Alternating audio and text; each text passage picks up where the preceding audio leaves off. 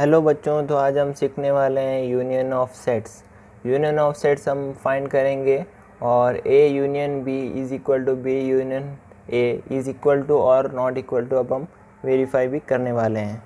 तो इससे पहले मैं आपसे कुछ रिक्वेस्ट करना चाहता हूँ। अगर मेरे वीडियोस के एंड में या स्टार्टिंग में या मिडिल में एड्स आते हैं तो प्लीज़ उन एड्स को स्किप मत करो।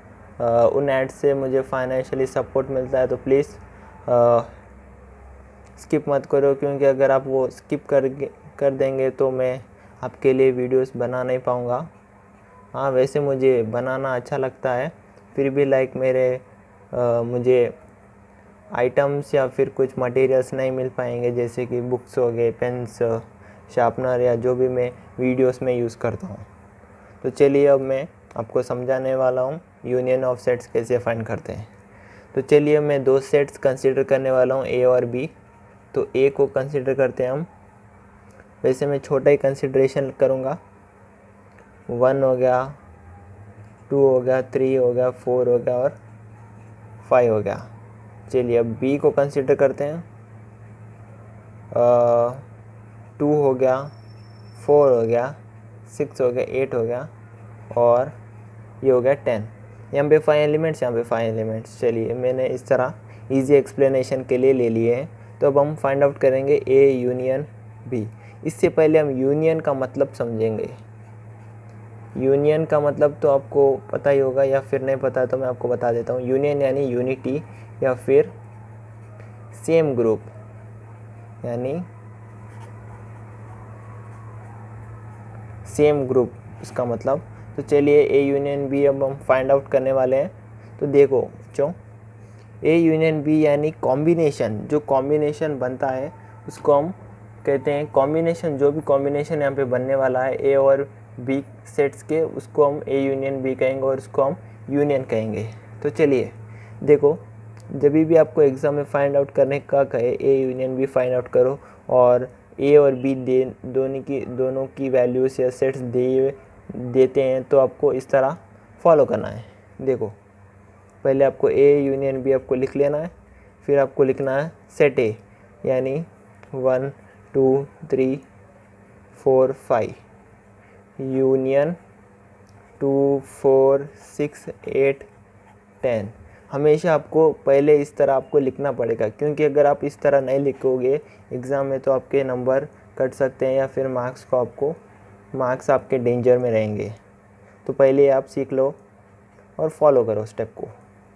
ये आपको यूनियन बीच में लिखना है, यूनियन लिख दिया, फिर आपको लिखना है 1 2 3 5, 2 हो गए, 4 हो गए, 6 हो गए, 8 हो गए, 10। यानी आप क्या कर रहे हैं, यानी आप पूरों को मिक्स कर रहे हैं। तो फाइनल आंसर क्या आएगा ए यूनियन बी का? 1।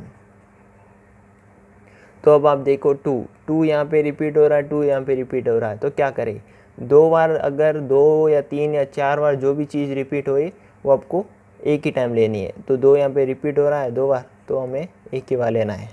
3 आ रहा है, नहीं आ रहा है एक बार। 4 आ रहा है, यहाँ आ रहा है, तो एक ही बार लेना है। 5 आना है, फिर 6 आएगा, फिर 8 आएगा, फिर आएगा 10। तो ये हमने a union b find out कर लिए। जब भी आप, चलिए आपको बता देता हूँ, repeated terms one time take। आपको ये याद रख लेना, जब भी कोई चीज़ रिपीट होती है, जैसे कि आप यूनियन फाइंड आउट करो या फिर डिफरेंस, तो आपको 1 टाइम लेना है, एक ही टाइम। तो चलिए अब मैं ले लेता हूँ। तो हमने ले लिए। तो अब हम इसको b union a find out करके वेरीफाई करने वाले हैं कि 1 2 ये पूरा आता है या नहीं है। चलिए, बी यूनियन बी की वैल्यूज़ क्या है, सेट बी की 2 4 6 8 10। 2 4 6 8 10। चलिए, ए की वैल्यू क्या है, 1 2 3 4 5। तो बी यूनियन ए क्या होगा, 2 4 6 8 10 1, 2, 3, 4, 5। आप पहले ये लिख सकते हैं या फिर आप कुछ इस तरह का भी आप लिख सकते हैं। स्टेप एक आध ऊपर या अप डाउन हो जाए तो कोई फ़र्क नहीं पड़ेगा, फाइनल आंसर करेक्ट रहना चाहिए। यहाँ पे 2 रिपीट हो रहा है, जी हाँ हो रहा ना। पहले आप ले लीजिए 1, 2 2 बार रिपीट हो रहा, फिर हो जाएगा 4 भी रिपीट हो रहा है, 3 है, फिर यहाँ पे 4, फिर यहाँ पे 5, फिर यहाँ पे 6, फिर 8, फिर यहाँ पे 10। तो इस तरह आपको लेना है। तो क्या ये वैल्यू है? यहाँ पे 1 है, यहाँ पे 1 है, यहाँ पे 2 है, यहाँ पे 2 है, यहाँ पे 3 है, यहाँ पे 3 है, 4 है, 4 है, 5 है, 5 है, 6 है, 6 है, 8 है, 8 है, 10 है, 10 है। यानी आप लिख सकते हो A union B is equal to B union A। तो चलिए दोस्तों, अब आप समझ ही गए होंगे यूनियन ऑफ सेट्स कैसे फाइंड करते हैं। प्लीज़ हमारे चैनल को ज़रूर सब्सक्राइब कर दीजिए। मैं इसी तरह वीडियोस आपके लिए लाता रहूँगा। और अगर आपको मॉडल पेपर्स भी चाहिए तो आप हमें कमेंट करके बता सकते हैं। Thank you.